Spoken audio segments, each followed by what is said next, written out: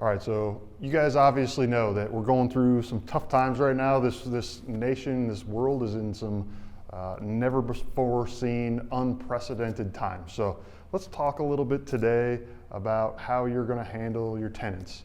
I'm Aaron Impens, and I've got a response for when your tenants ask, hey, do I have to pay my rent?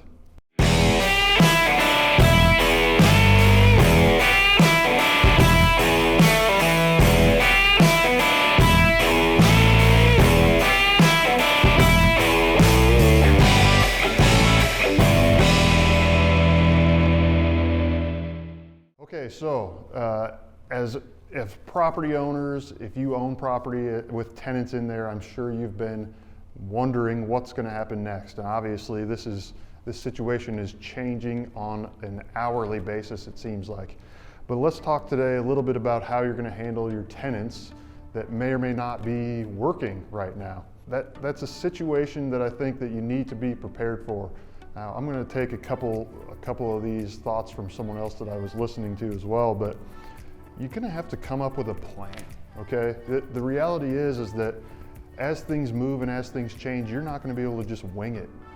You'll find yourself scrambling and not coming up with the right way to maneuver through this if you don't have some sort of plan, okay? Realize that you're going through the same issue, but your tenant is also going through the same issue. You have to be compassionate with them and understand that this isn't something that they asked for either. It's not something that they want to be a part of either. So come up with your plan, be compassionate with your tenants. But at the end of the day, the rent is still due, right? I mean, as investors, a lot of times you have leverage on your property, so that payment is still going to be due to the bank. Which unfortunately then continues to trickle down to the tenants where their rent is still going to be due to you to help you make that payment. Now I know there's talk out there about the government just handing out money to everybody and giving everybody in this nation a bailout, whether you're a 20-year-old kid that works at McDonald's or you're a big corporation, just looking at bailouts for everybody or stimulus or whatever you want to call it. So maybe that happens, maybe it doesn't. But again, come up with your plan, talk to your tenants about that. First off, I want to say, if a tenant calls, you need to, again, empathize with them, talk to them about the situation, but share with them that things are as normal. You know, rent is due on the 1st. Late fees are going to accrue. Evictions will still happen. Now, if something comes down the pipe that doesn't allow you to do that, you know, obviously you can share that with them. One of the things that I've heard recently is suspension of rents. Now, what that means or what it doesn't mean, I don't have clarification on, but to me, suspension of rent means that it still may be due after that suspension is over. It didn't say abatement of rent or waiving of the rent, it says it's suspending the rent. So you want to encourage to pass along to your tenants and say, hey, this is not a free waive of rent here. This is still something that's going to accrue and you will be owing.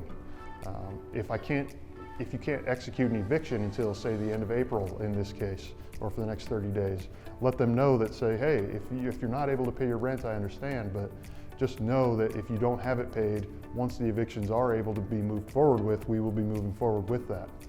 Again, you have to sympathize with the situation, with them and their situation, but you have to be firm as well. Okay, so let's say that the government passes and says, you can't evict someone, the suspension is waived, these people are out of a job, they call you and they're sharing their situation with you, and you want to sympathize with them and come up with a plan. Well, for a payment plan of sorts.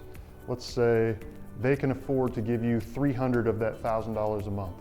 You take that $300 and you can set something something up further down the road that says, okay, I'm going to take your $300 a month for this month.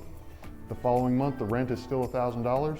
And then the following month after that, maybe you add $100 onto that. So now the rent, you know, down the road, 2-3 months down the road is no longer $1,000, but it's $1,100 to help recoup the $700 that they weren't able to pay you in this crisis time. Again, just a plan or a thought that you could give to them. You know, worst case scenario, you go to them and you say, okay, we're gonna waive the late fees, we're gonna waive the rent down to nothing. Let's just say you want to be ultra nice to your tenants.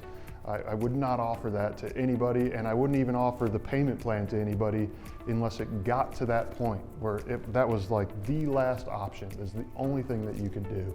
Because obviously as human beings, we're gonna take the best route or the easiest route for us. So if you offer them some sort of a payment plan, they're going to that payment plan right away.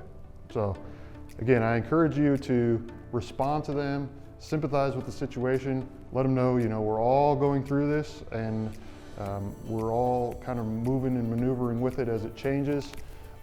But at the same time, we still have to try to proceed with life accordingly and as normal, and that rent is going to be due.